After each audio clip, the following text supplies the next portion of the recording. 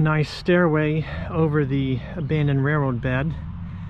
This was the B&O Midland Division, in contrast with the B&O Ohio Division, a few hundred feet off in this direction. Big overpass of the Maple Grove Road and Anderson Run.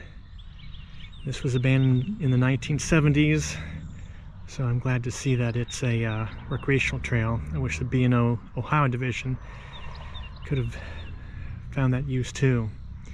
So again, nice steps here. I wish it were local Berea sandstone instead of limestone, probably from the Cincinnati area. This is, I believe, fossiliferous, so if you look closely you can find seashells in it from hundreds of millions of years ago.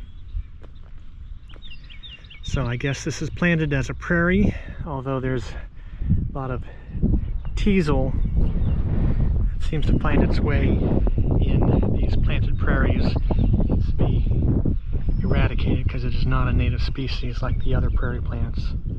Again, this was all farm fields when I hung around here, and I barely remember this railroad intact. One time my dad drove all four of us in his pickup truck down the abandoned roadbed, including a little trestle where you couldn't see the bridge as you were crossing over it. That was exciting. But it's nice to see parkland being developed here. Me old stomping ground.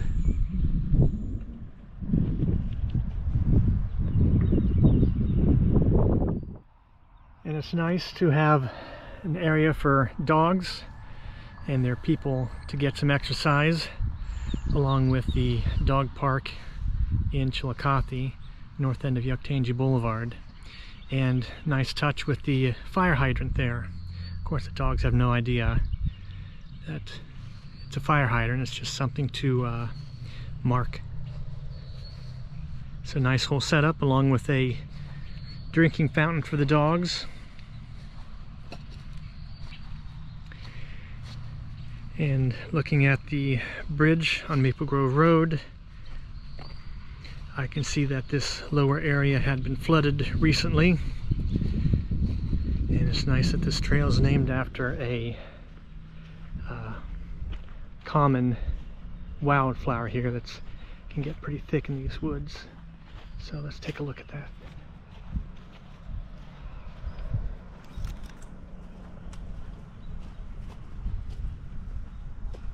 By the way, well, the blue blaze is for the trail,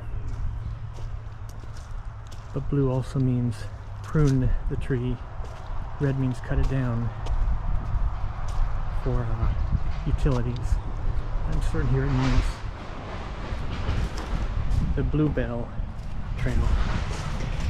Again, some silt here from recent flooding, and the North Fork is notorious for, at least to me, for being a temperamental stream, widely fluctuating water levels.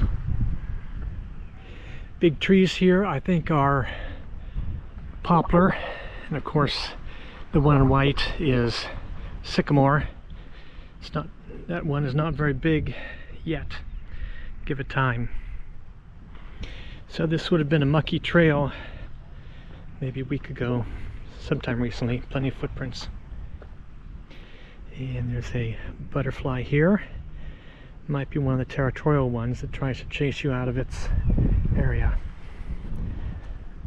Silly little bug. Some rivulets flowing down from the floodwater, and I thought that was exposed glacial clay, but that's just roots on subsoil. And just past a sycamore with a wound here, which is holding water. Some amphibians are gestate, grow up fast enough to take advantage of that. This is not just for mosquitoes, it could be for frogs, maybe salamanders. And that's right beside the trail here, at a snag here in the stream. So continuing on.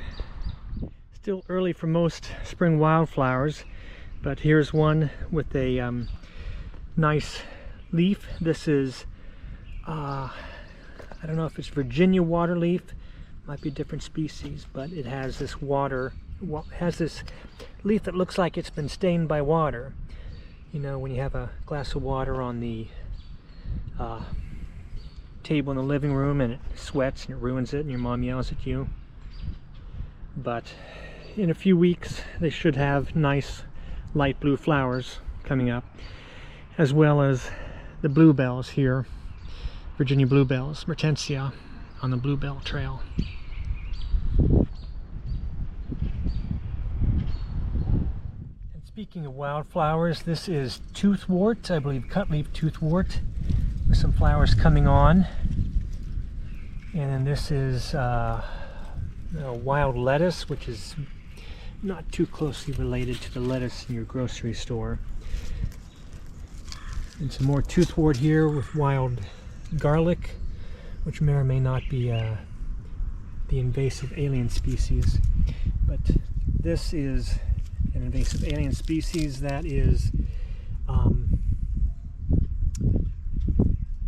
just forgot the name of it. Orthonoglossum is the scientific name. But it's a nice, pleasant plant, but it doesn't belong here. And I see the Ohio buckeye is getting ready to sprout. The buds are about to burst. So most appropriate a few days after local statehood day.